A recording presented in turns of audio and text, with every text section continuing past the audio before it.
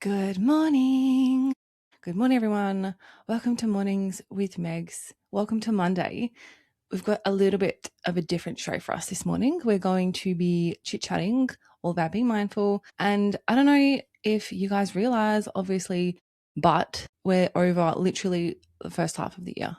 We're officially in the second half of the year. So if you look back at your first half of the year and you're like, hey, it's not really the vibe that I was going for, we have the opportunity to change it now, which is the most important thing. So let me tell you what we're getting into this today, because this one's going to be a super juicy episode. Like if I had $1 for every time I said that word recently, I would be very wealthy, I think. Anyway, okay, so wherever you are right now, I want to just get you to just stop and just take a minute. And I feel like, I know I'm feeling puffed out right now. Like I feel like I just want to so we just breathe in and out and just take a second for our nervous system just to reset and just to choose and just to be in the moment of just like I can just let go. Like even when I go like that, like my fingers just feel like really good. Okay, welcome to my Gold Coast office, by the way. My Gold Coast studio, I should say. I have done the absolute most this weekend to ensure that this space was set up and ready, because Fridays was great, but it was super echoey and it just wasn't it. I wanted to make sure that when you listen to this, that it is a really good, quality recording, and, it just wasn't. So I have, like, if I could show you, I'll put a photo up of my view of what I'm actually looking at right now, because I have like feng shui the hell out of this corner. And it's so funny because obviously I'm staying with one of my friends, and he originally had another room, because it's a 3-bedroom apartment, and he originally had another room, and that was the room I would stay in. But then he got another housemate, and then I was like, oh, that's so annoying. But this room has literally like this nook where it was like perfectly cut out, where it's completely separate from the actual room. So I can have all of my studio in here. And it's actually perfect. So, again, there's always reasons for everything happening. Okay. When I tell you this weekend was wild, like it is wild. And I'm going to hopefully from that give you some things that I learnt and things that have stuck in my head. And I'm obviously in the transition of potentially moving to the Gold Coast, and I am going through all the things to move here. And the second that I was like, well, actually, no, I'm just going to stop myself there, because I actually want to come back to this story, because I saw a psychic on the weekend, and like when I tell you this was the weirdest thing in the world, it was like the most bizarre experience. So let me get to the show first, and then I will tell you my crazy experience with the psychic. Okay, I found us a mantra and then my intention for the week, because I went and watched my cousin and 3 of his friends run the Gold Coast Marathon. And like by watch, I was at like one of the checkpoints. I was at the 36-kilometer mark. And like it was so easy for me, knowing what I'm like, to get swept up. And I was like, all of a sudden, I was like, I have a whole last year to train for this. Like, how cool would it be to be like, now, don't worry, I've already checked myself. I've already, by the way, contacted a singing coach, and we've been emailing backwards and forwards. So I'm going to have an update for you on follow through Friday with mum. Anyway, so I really just want to make sure when you're choosing goals for your life that they are your goals and they are coming from your heart and your mind and things that make you happy, as opposed to something you've seen somebody else do and you think it may feel a certain way. Okay. Now, if I can't learn that from a marathon, I will not be able to learn it from anything. So let's not. Now, I'm also going to run you through a bit of like a halfway reset for the year, and then also kind of talk about, and I don't do this, right, because I am not like an astrologer, I'm like a whatever, I am none of those things. However, I find it fascinating to know, like with the energy in the sky and the astrology and the whatever, like to see what things are actually doing, like what energies are in the air and like what it's good for and like what I find useful. Now, whether you believe this or not, this regardless, like I still think we can all take something from, working with what's going on energetically, because if we can't get an extra boost just because like this is what the energy is doing, then like why not? So that's what I look at. I like to look at all the things. Okay. Yay.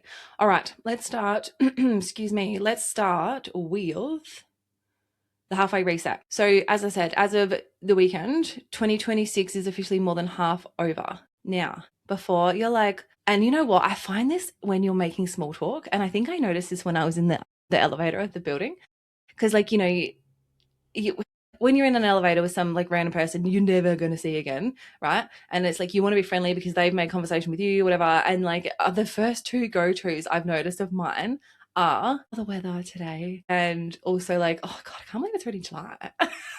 Okay. So I've used them twice in my elevator escapades, as I will call them. So I think it was it was yesterday. And there was this couple, like this older couple, and they got in the elevator and they were like, oh my God, it's so cold. And I was like, what? I was like, oh, I thought they were like being sarcastic. And they're like, no, I was like, we're from up north. And I was like, oh, okay, cool. I was like, well, I'm from down south and this shit is perfect for me. So I was just like, it's wild, our different perceptions on everything. But it just made me think when I do, like, when you throw out comments like, oh, the weather and like, oh, this or like, oh, that, like, it's the wildest thing. And we do it so unconsciously. And it's just the most boring thing you could probably talk about. Now, again, some people is like serendipitous fate that you use like sliding doors moment that you like bump into them in the elevator. And then others are just like, you know what, that was a really lovely couple. I feel good for putting on a smile on my face and being approachable and friendly that day. So let's talk about the science saying that this is the single best week of the year to restart anything. Like, how fun.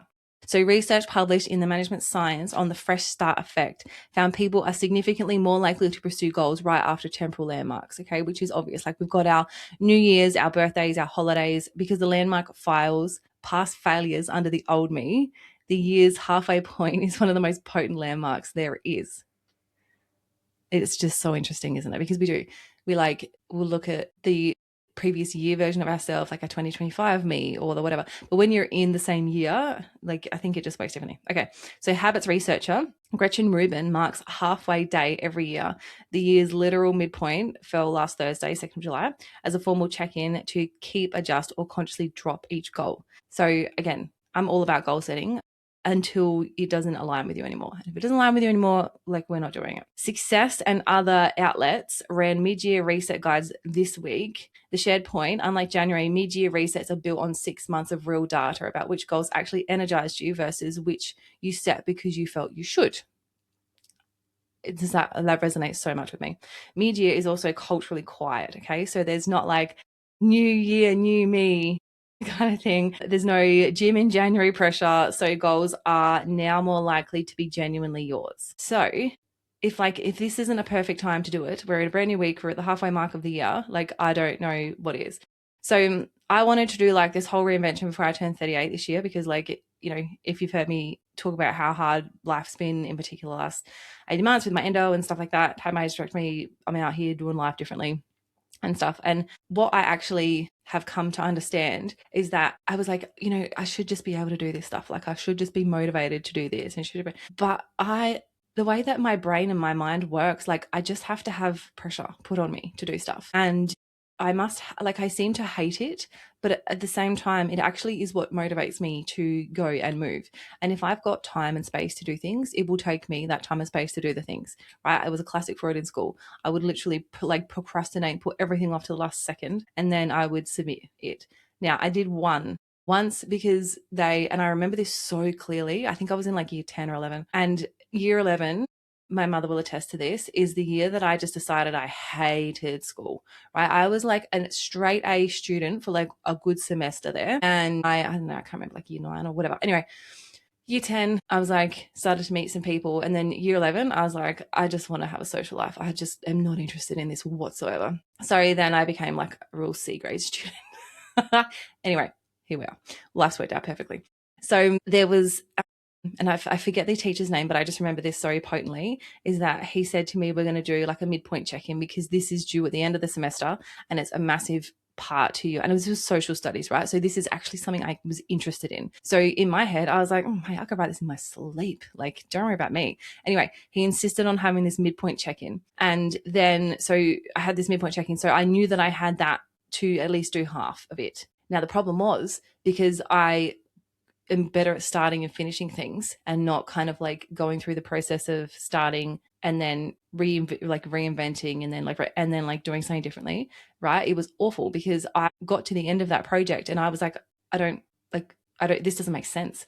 And he said to me, he's like, you've actually contradicted yourself in this piece. And I was like, well, and again, I didn't say this because I was such a good girl in school, but I was like, well, bro, you made me do it your way. And it's not like the way that I do things. Like, again, like if you let me do things the way, and you know what, I'm dying to see what school's going to be like in like 10 years. We have done so much acceptance around the way that children learn, and we've done so much change in like the ways in which you can work with, you know, different behavioral things that we deal with and different, you know, whatever. So I'm so excited to see in the next like wave of children how much better we are going to be at supporting the way that these kids learn. Because I know that it was like one, and I have these real clear memories of like the ADHD kids and the, you know, whatever. And if you looked at our learning patterns and our behaviors, I think I taught myself how to become a good student.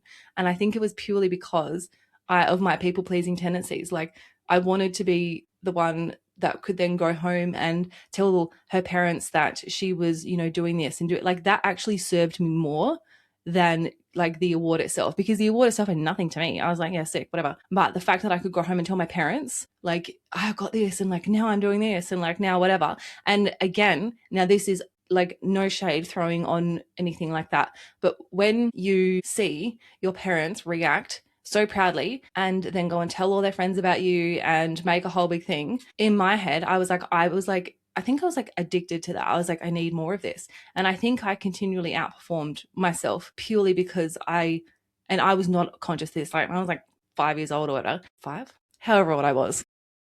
I don't think that matters. Anyway, and then, you know, I just have like vivid memories of growing up as a kid and like asking my mum questions or like showing my mum something, and she would actually say things like, oh my God, like you're so smart for already asking me that and stuff. And I was like, yes, this is how we get approval. Right now, again, my mum would probably be my alibi if I commit a murder. However, I wanted to always, you know, outperform and outshine and outdo all of the things because I loved being my mum's, you know, smart kid and my dad's, you know, very good athlete and all of the things. So it is, and now the reason I'm going into this is because I'm going to run through something with you to define whether your goals are yours. And it took a Gold Coast marathon yesterday for me to actually wrap my head around this and actually be like, okay, I don't really want to do that. Like, not just because I saw everybody vomiting on the side of the road, my cousin included. Anyway, so let's talk about a bit of a reset this week. So if you set a goal in January, you are allowed to quit today, guilt-free. And like, I want you to actually think about what you will do with that energy. Instead of being like, oh, I said I was going to lose X amount of kilos, or I said I was going to quit drinking, or I said I was going to whatever it is, okay, we're going to throw that guilt out the window. It just isn't aligned with us anymore. Obviously, if there is a goal that you can take measurable steps to move towards, and this is exactly what Mum's talking about on Follow Through Fridays, is the, you know, definition and the like work through of goals. If it's not your vibe, and I want you just to throw it away, don't even think about it. There is no guilt here. Guilt is the lowest vibration. Like, we're not into that. So what, and I want you to think like, what did the first half of 2026 teach you about yourself that in January that you didn't know? Okay, you're coming into the rest of this year with like a 6 months like head start on whatever. Now, if I don't know who developed the concept of time and who invented calendars and stuff like that, but it's a man-made construct, right? Like the seasons just come and go and whatever. Like nature and birds and like wild animals aren't that out there abiding by times of the day. Now, my dog Prada, she was like a walking alarm clock, because I knew when she wanted to get up, I knew when she wanted to eat, because like I could like literally set 4 o'clock by her, because she would start to literally like attack me. She would bark and she would carry on. I couldn't do shit until I fed her and shut her up. So it's wild, our pets, and how our, you know, even like I see birds and, you know, they fly south for the winter and stuff. And it's not like they have a conversation with each other. It's like, bro, wait, is it north for the winter? Whatever. Wherever they fly for the winter, okay, they don't like have a congregation. They're like, should we do that for the year this year? Like it just happens. So even though I want to use this point as a bit of a springboard into kind of like moving towards things that you actually want to do with your life, and same with me, like my life has changed dramatically since January, like dramatically.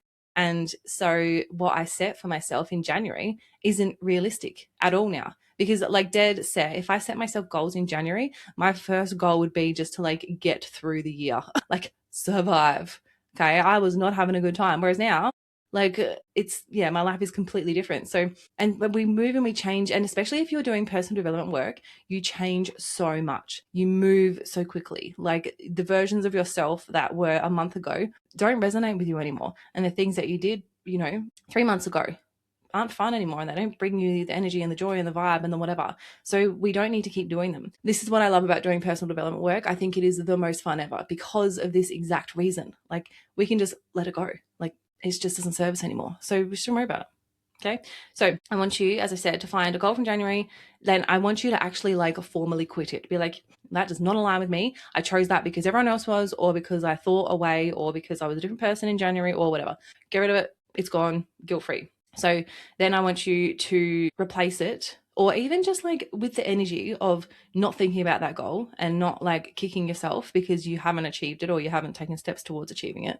Okay. I want you to be like, well, okay, this is just like, we don't care about this.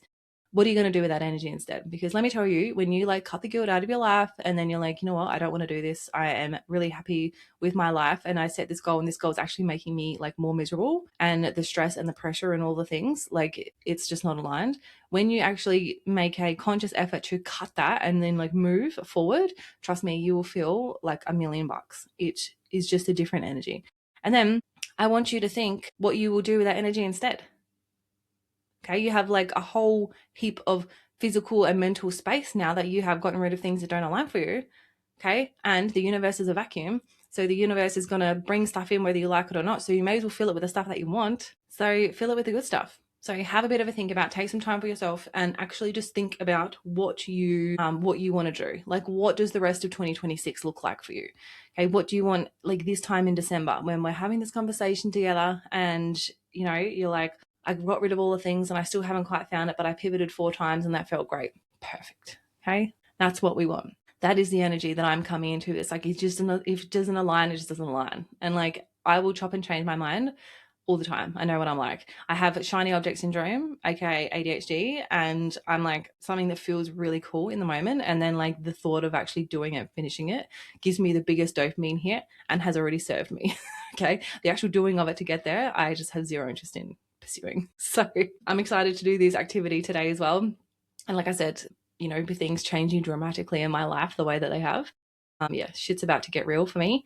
And I'm so excited because it's about to be a big, juicy change. And as we know, juicy is the word of the month around here, Juicy July. Oh my God, I have to update you guys too. So I was not a well girl on Friday. So on Friday's episode, I was like, Juicy July is going to be like, you know, starting on Saturday. And this is why you shouldn't, I bet you this was a lesson from the universe. Start dates are really like, they're like arbitrary. I could start around whatever. So Friday, I was going to go down to TGI Fridays, and because it was Friday, like, hello, TGI Friday, whatever. But I worked all day Friday, and then Friday, I just felt really unwell, and I was like, well, I can't eat my chicken strips and my mozzarella sticks, live my best life if I feel this shit full. And I actually went to like push myself to go still. It's like, what am I doing? And so I got like, you know, 10 minutes down the road, I was like, you know what, this is absolutely not it.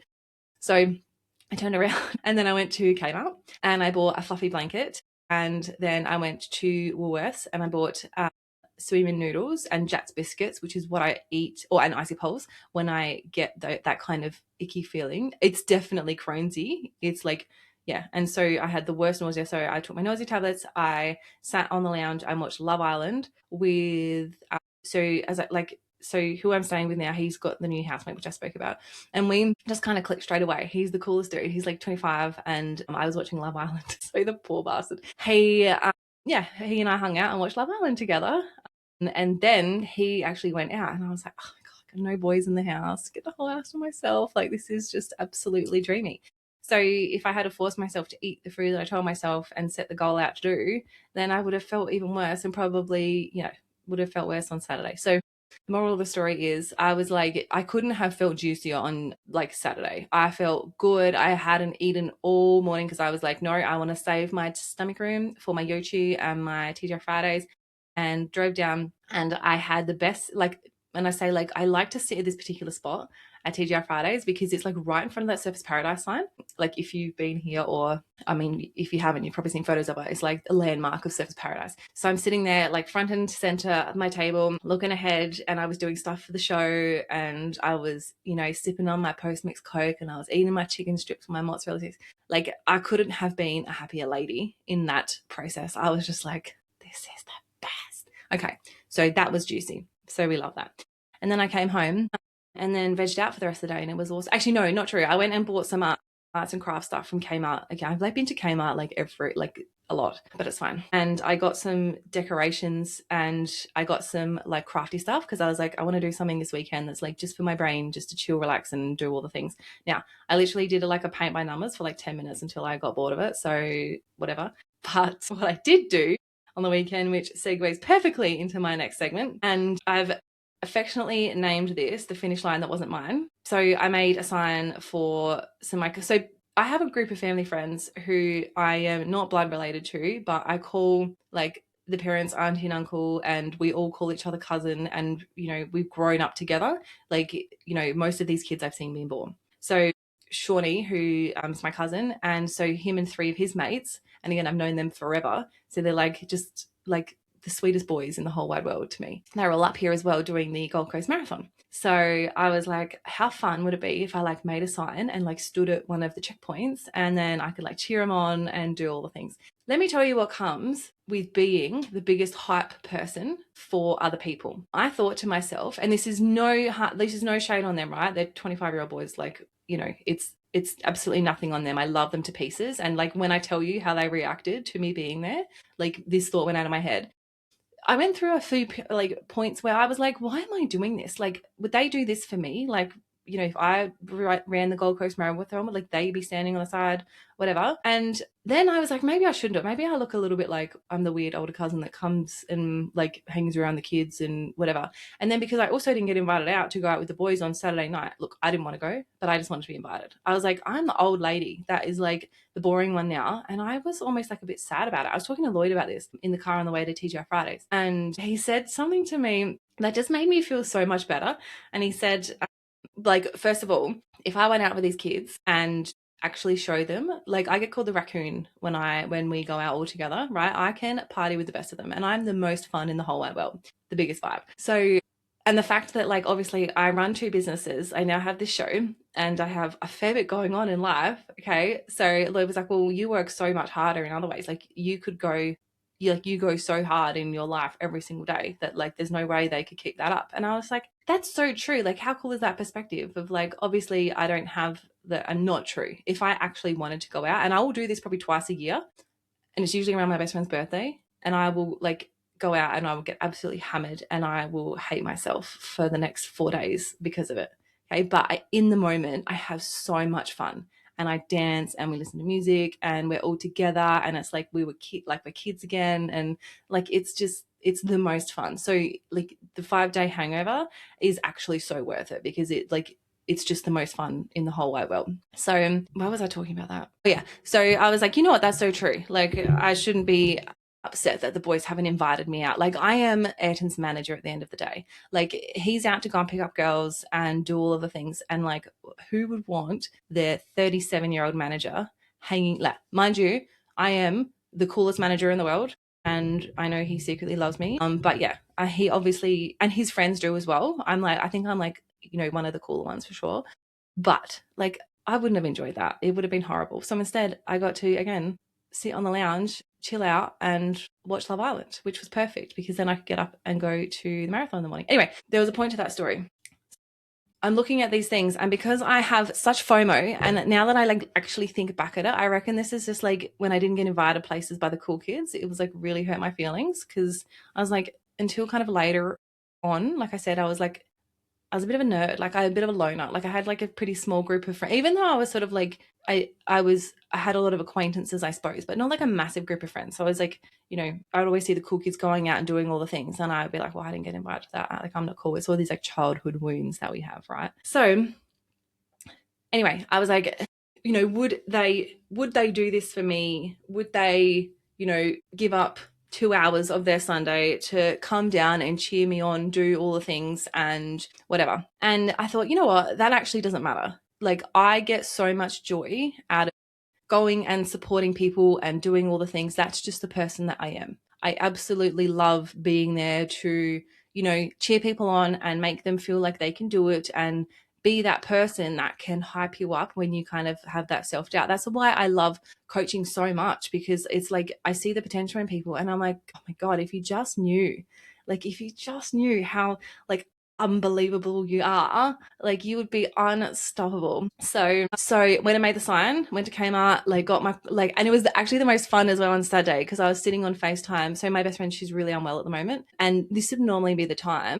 If I was in Adelaide, that she'd be like, "Oh, do you mind coming to have Cody for the day," or something like that. And obviously because I'm not there, so we sat on FaceTime together for like a good 2 hours, and I was just making my sign for the boys, and Cody was playing with Play-Doh. And then I could, chat with Ben and chat with Casey and do the whole thing. And it was like we were there together. It was actually so wholesome. But it was so, yeah, it was so much fun. I was like so happy that, I could spend this time with her. And, I guess this is the other thing that's been the confirmation that I've needed to move, because I was like, I don't want to miss the kids growing up, and I don't want to not be there for these moments. And, even with Cody's childcare or daycare, whatever it's called, being shut down now for the next 2 months or something. So like, my best friend is spiraling because she's like, shit, what the hell am I going to do? Like, I can't be there to help her right now. So I'm like, I don't know. I've just had a really good idea pop into my head. I need to like not, okay, I'm just going to let that thought sink in because I need to follow that up as soon as I finish on here. So yeah, I was like, I want to be there for you. And it was just, the best way that I could do that in the moment, because obviously she could go and just relax a little bit more, because Cody and I were literally on her iPad on FaceTime, and we were just chatting away while she was playing with her Play-Doh and I was making my sign. It was just super wholesome. Anyway, let's cut to the marathon. So I just found this really interesting, and so bear with me here. But the ASICS Gold Coast Marathon, right? So they had 42,000 people from 59 countries come to this marathon. Like, that is wild. Like, for people to congregate like that around an activity like running, like, wild. Anyway, so it's famous as Australia's fastest course because it's flat, fast, and beachside. So around 60% of runners scoring a personal best each year. So if you're like a marathon person and like you come to this marathon, you're probably in your head, you're like, okay, this is where we hit our PBs. This is like the flattest surface that we're running on. I feel like it would be quite inspiring or motivating, I should say, quite motivating. So psychology has a name for what almost happened to me.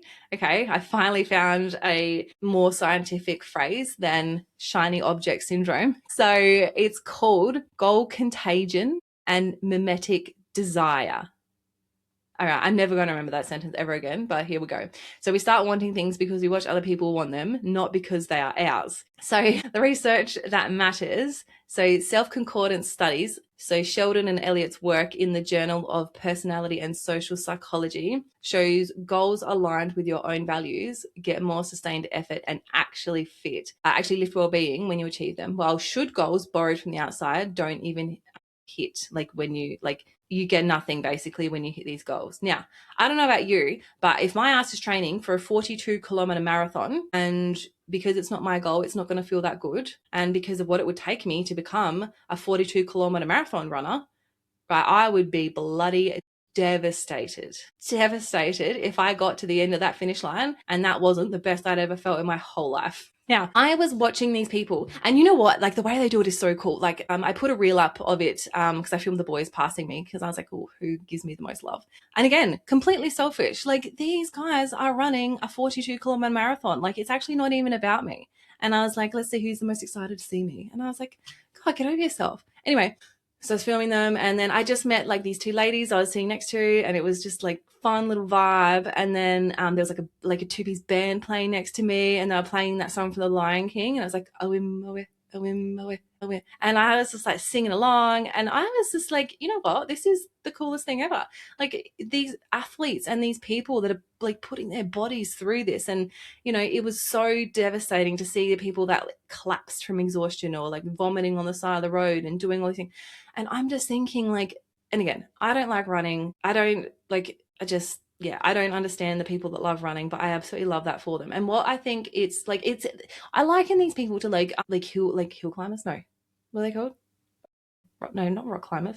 People that hike, like the people like, do Machu Picchu, for example, or like Everest or whatever. They always say, well, not always, I'm sure some of them hate their life, but from what I've heard, the like real diehards enthusiasts about this activity is that they love the journey up there. And what they love about the journey up there is that obviously it takes a whole lot of mental and physical and emotional and probably spiritual strength to keep going when it would be, especially when you're climbing a big ass hill, like just not to turn around and just roll back down. Like I cannot even imagine the conversations that you would have with your like yourself and then your higher self as well, whoever you believe in, where you're like, holy shit, it would be so much easier for me just to not do this. So I have all the respect in the world for people that do these endurance sports, because they're like, yeah, after seeing what I saw yesterday at marathon and like seeing people pass out, vomit, like fall over and all the things, like it was a very mixed variety of people that were running through. So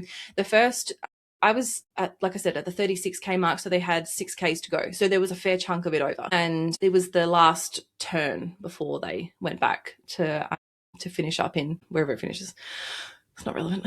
So this was kind of like and they were all like a heap of them, the earlier runners, because I got there earlier because one of the boys, Liam, he is like, he's just the fastest runner ever. Like, and I got there and there were already people there and I was like, wow, I thought Rennie was like this super sprinter for these marathons, but he was doing unbelievable. And same with my cousin Shawnee as well. Like he is like, I always like joke and say that he actually, if he didn't expel all of the energy in his body, he would like vibrate, because he's just got that much. He's got to do something all the time. So a sport like, well, and because he's had to quit footy because he's had too many hand injuries. So, you know, running is the best sport in the world for him. Anyway, so I got there really early. And then like I got there and people were already like crossing this 36K mark. And I was like, this is wild, like absolutely wild. So I'm standing there with my sign. And then I was like, yeah, like I wonder, like, should I have done this? Like, are they going to be like, oh my God, how embarrassing, like that she's standing there screaming for me and doing all the things. And I was like, oh God, this is like, maybe I should. Anyway, I was like, no, I've like come this far. Like, I'm not going to not now go and see them. So I stood at this one particular point. Now, Rennie was so dialed in that I was like screaming and I was like, Leah, Rennie, like, and he was like, he had his headphones in, he was dialed in. And yeah, he's like, I didn't even see it. Like, I saw him after. He's like, I didn't even see you. I'm so sorry. I was like, that's so funny.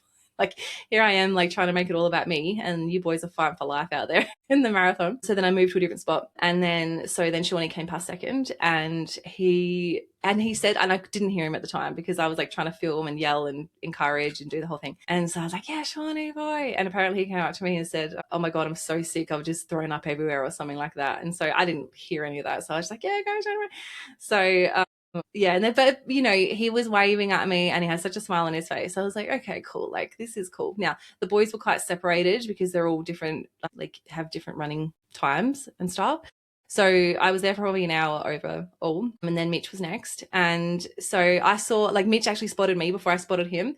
And because the app's really cool. Like you get a notification when they get to like each 5 kilometer mark. So I knew as soon as they hit the 35K mark that they would be coming by soon. So I was like watching, because like comprehending that amount of people like at once, I was like, God, I'm like, I don't want to miss them. So you should see me. I was locked in. It's the most focused I've been in forever.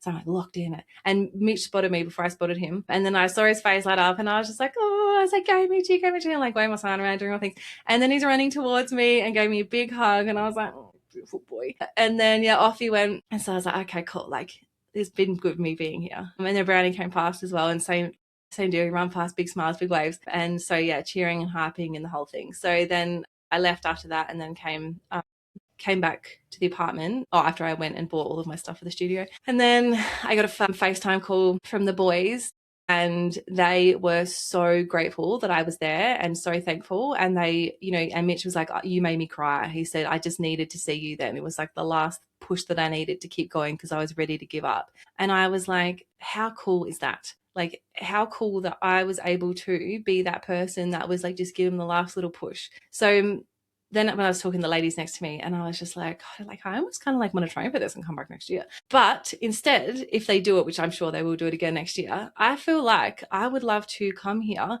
purely just to be a hype queen. And, you know, I even thought after, like, I should have bought some Powerades and some like energy gels or like whatever. But again, I just, you know, I've never watched people run a marathon, wouldn't know the closest thing I've come to a marathon in my life is like the City to Bay in Adelaide, and that's like I think 12K, and I've only completed that once. Did I do full 12? Yeah, I did all 12. I've done it once, and I was like, I don't really like. I'm not feeling overjoyed with amazingness right now because I used it as a social event. So, you know, typical. So I was able to kind of learn 2 lessons from that yesterday, which was so cool because one, I was able to recognize and understand that even the thought of, finishing a 42-kilometer marathon and doing all of the things, the thought of that, even the thought doesn't feel that great, because I know the training it will take and the, whatever. And again, I've never really enjoyed running, and maybe because I don't know how to do it. Like, if I had a running coach, and this just gives me more thing. Like, if I had a running coach that taught me how to run properly, because I know that there's a way, like a proper way to run, maybe I would. And so this again is like, if you have a skill, you can monetize your skill. And I am like secretly working on something in the background for you guys.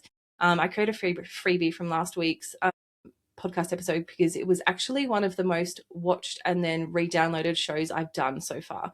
And that was about how to start a small business and which businesses have the most money and stuff like that. So I'm actually going to create something for anybody who's interested in starting something on the side and bringing in some extra cash. I'm going to give you all of the marketing stuff that I know in a super easy to use format, because that's, like the acronyms and shit that comes with marketing is a nightmare. Anyway, so yeah, I was like immediately able to recognize in that moment that I was just caught up in the energy and the whirlwind and the hype of being there and in the environment. And the idea to me that I could be there to support the boys I love so much, and be the reason that they felt that little kick towards the end, and be the reason that maybe they didn't give up, and things like that, to me feels so much better than the thought of running 42 kilometers. So I was really fun to recognize in myself that it was absolutely nothing to do with the activity and completely to do with the feeling. And the fact that I almost convinced myself not to go, because, like, how embarrassing, like your older cousin shows up and is screaming your name and has the ugliest sign in the world. Now, my artistic skills, like 1 out of 10. But I had so much fun making it, and I was like, this is cool. I got my creative juices flowing, and it was colorful and it was pretty and it was bright, and whatever. I'll put up a photo if you haven't seen it already. And then, being able to sit on FaceTime with my goddaughter for that long and just chit chat and just have a super chill, wholesome Saturday. It was everything I could have wanted from it. And again, I went into doing that thinking all about myself and, how will they react to seeing me, and like how exciting, and it's just like, or like, what's their reaction going to be to me, and making it. I even filmed a clip, because I made a full reel out of it. I was actually like, oh, let's see who responds to me the best. I was like, oh my God, like these guys are running 42 kilometers and they're like, 70% through. Oh shit, I don't know. Whatever. Anyway, they didn't have long to go through this run. Like, get over yourself. And that really made me realize that, like, what energy was I doing it from? The energy of like being able to, get love from these kids and like for them to react a type of way that I wanted to react? Or was it because I literally love to inspire and motivate and be there for people, and to, get the reaction and the thanks that I did after? I was like, oh my God, I can't believe I thought about not going. Like, what on earth? So I really want you to think about any goals that you set. Make sure they're yours, okay? Because if you cross that finish line and you've put all of the effort into it and you don't get that fulfillment, or you, even on the journey along the way, you're not getting that fulfillment to what kind of like something that is meant to be a passion that you're meant to feel, like it's not meant for you. Like, it's absolutely not meant for you. And you really should try and do something different that is in alignment. And that's why I went and got some, paint by numbers, and well, actually it was color by numbers, but, and different kind of creative little things that I could do, because, even here, because I've got an office on level 2 of this building and my studio is in here, and, I'm kind of spending a lot of my time up here. So there's no commuting time for me. There's no, I mean, I work from home mostly anyway, but again, if I were to go out to meetings, they would be in Adelaide. So I don't have far to go. So I've got all this kind of like extra time. And that's what I want to make sure I'm dedicating to the right activities and the right things. And yeah, because otherwise, again, if you create this space in your life, the universe will fill it for you one way or another. So you may as well fill it for yourself and just have the most fun doing it. So just make sure when we're doing our little mid-year reset that you are doing it from your place of, yes, this is actually going to make me feel good, or yes, this is something I can see myself at the end. And again, if you haven't listened to Friday's episode where Mum took me through smart goal setting, the way that she broke it down and the way that we kind of chatted it through was even really, like, I knew what she was going to say already, but I still got so much value out of doing it. So I think, yeah, if you're looking to set a goal, jump back on and listen to that one from Friday. And we're going to be doing that every single Friday. So we're calling Follow Through Friday. So we can do a bit of a check-in and see kind of how we're going. And again, the energy isn't like, well, why haven't you done anything about that? The energy is just like, okay, cool. Why haven't you done anything about that? Like, are you just not vibing that anymore? Or is it, this, and this? So coming at it from the energy of curiosity, as opposed to being like, God, I've started something again and haven't finished it again. And the whole, that's not what we're doing. Okay, so to wrap up this episode here, basically, as I said, this is the quietest week of the year in terms of even with what the moon is doing. Okay, the moon, we've got the new moon next year, so the moon's getting smaller and smaller. We've lived and dealt with our coldest, longest night of the year, shortest day, and the deepest part of winter. And this truly, according to all the astrology and all of the energy coaches and experts out there, this is the week. This is going to be a massive transitional week for everybody. So in terms of way that the moon works, and I'm going to touch briefly on this because I'm certainly no expert, but I get a lot of really cool kind of, I don't know, the vibes when I think about this, again, because it's like if I have every piece in my arsenal of how to best live my best life, I'm going to use it. And the energy of the moon is one of those things.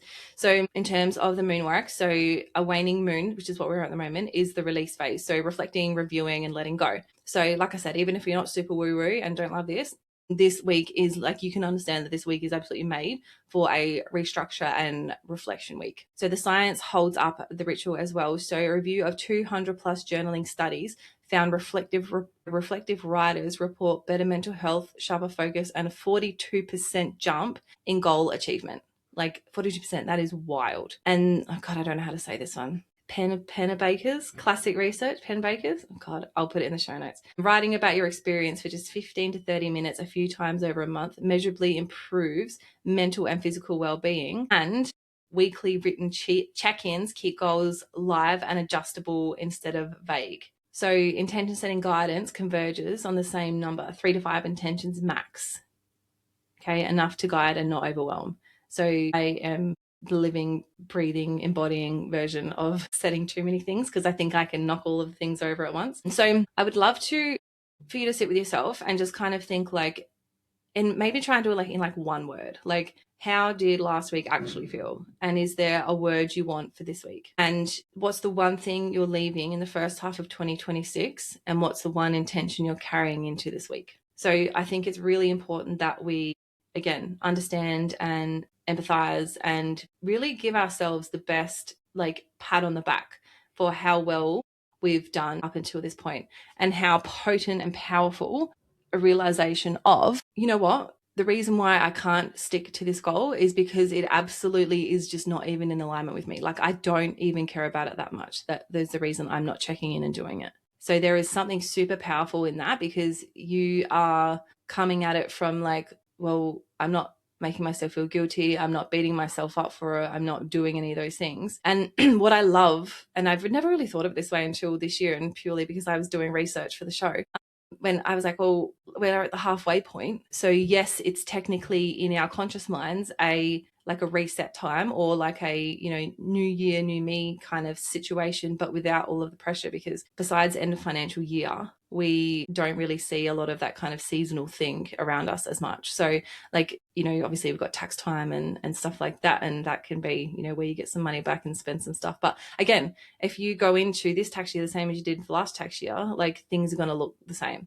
So I really encourage you to take even just half hour for yourself. And gratitude is the other practice that I have been leaning back into quite dramatically, because I just like I said, my serendipitous path I'm on right now, where everything and everyone and every occasion and every situation and every circumstance at the moment, it just feels like it's absolutely 1,000% aligned for me right now. So I'm going to continue to run with that feeling and that kind of path. If I know that this is what it feels like when I'm aligned and doing the things that I'm meant to be doing versus how I felt for the last 37 years. No, not true. Some, there obviously have been points where I've been locked in and I'm aligned and this is what we're doing. Okay. But yeah, I know the feeling of not being aligned. So yeah, I think it's really cool now to kind of remind myself, and because I haven't felt this feeling in such a long time, that it's super not yeah, it's either super aligned with me or it's not. And I actually get quite a visceral feeling of that. Like I can feel it in my whole body.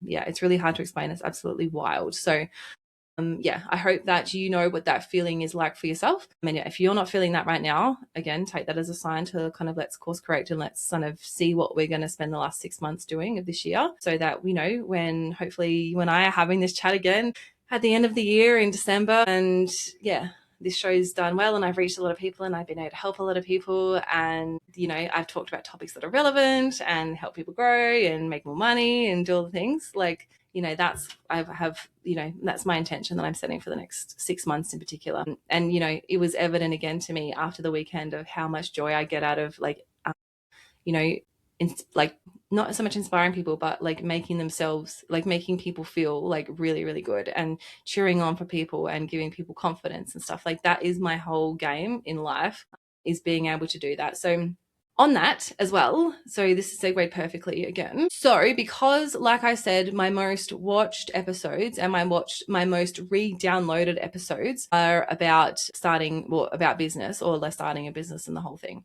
So what I'm actually going to do is I need to like sort of work out when it's going to work best for like, you know, continuity and flow, because I know that not everyone that is going to listen is going to be interested in starting a business or marketing advice to market their business. But I have so many things in my brain that I could literally, you know, I could literally tell you in a word vomit and it would be a way for you to market your business in a certain type of way. And yes, thank you, Mum. So we need to make sure we add fun into our goals as well. So obviously there's going to be tough times with our goals, but yeah, it also really has to be fun, because joy is an enchantment and like the highest vibrational frequencies we can feel. So if we're feeling joy and all of the things, like even in the tough moments, you know, that's the most powerful part. So we need to make sure that we're definitely feeling that as we, you know, create these goals for ourselves. So yes, if you are either interested in starting a business or you have a small business, and this I think will work really, really well for those of us with online businesses, or I mean, there are also product-based businesses that this will help as well. But this is absolutely for my startup gals. Okay. I want you to either monetize a side hustle, or I want you to monetize, you know, your genius and monetize your creativity.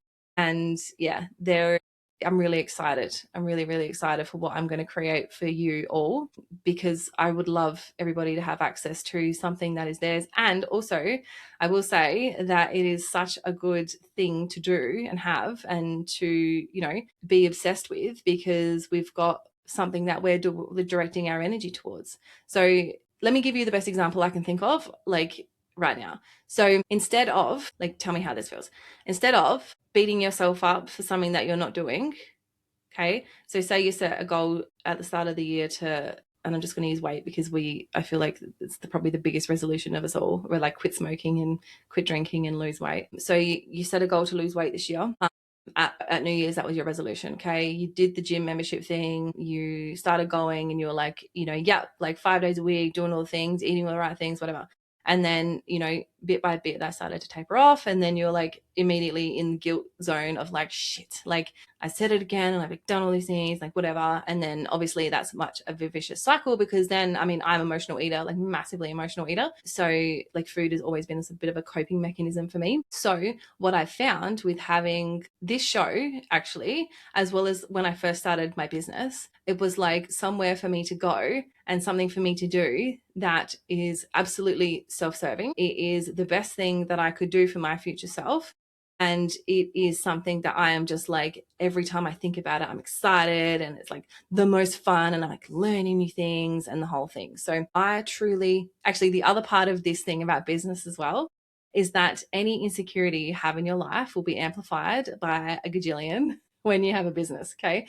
So if you think you have a fear of posting on social media now, you wait till you have a business. Okay. And then you're posting on your business page and the thoughts that go into all of that. So I've lived it and I continue to live it day to day. And I surround myself with people that have gotten over that and their businesses have done all of the things in the world, because I want to embrace that. And again, we look at these people and it's like, I could do that. Like I could absolutely do that.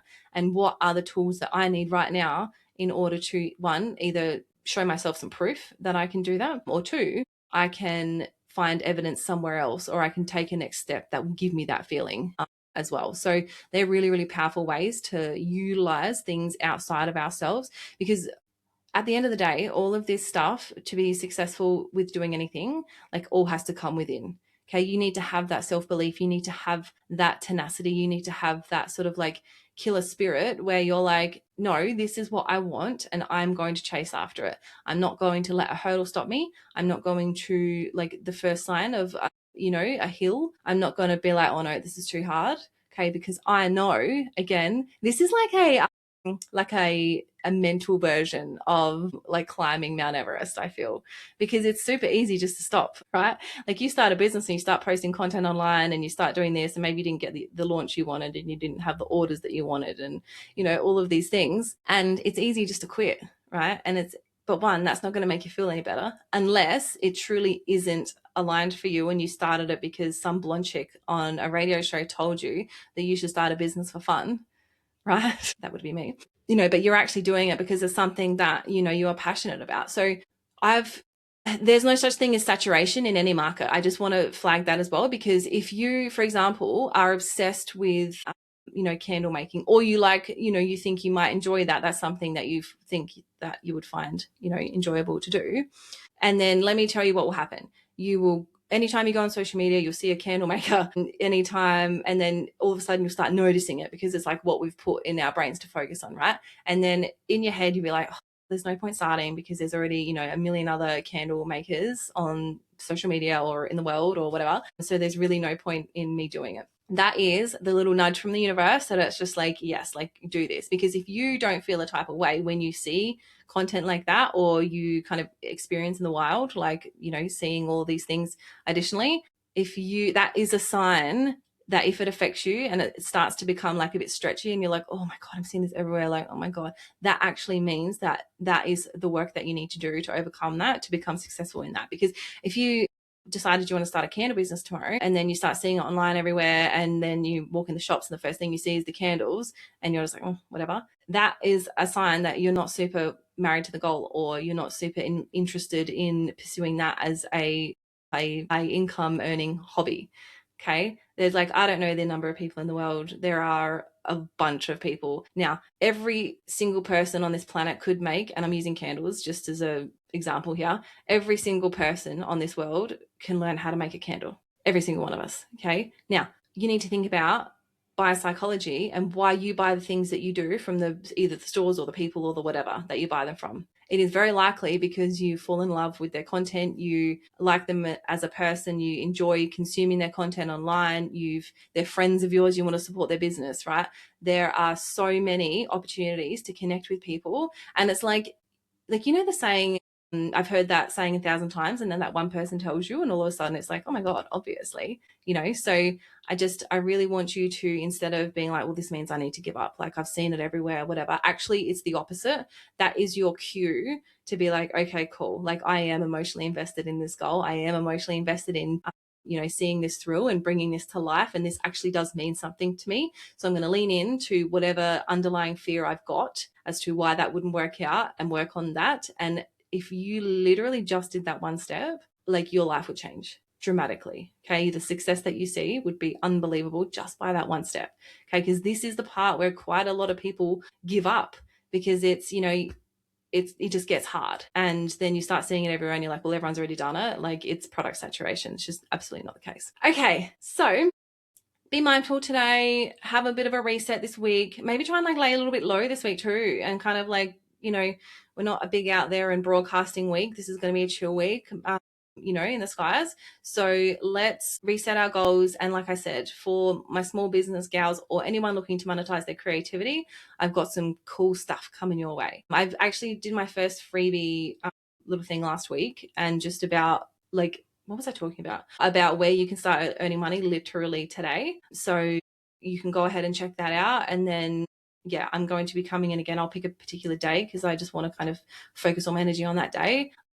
And then, yeah, we can talk about it. We can make sure I can support you, and we can create new things and do all the things. So I hope you enjoyed today's episode. I hope you have a beautiful Monday, and I will see you guys same time, same place tomorrow. Bye.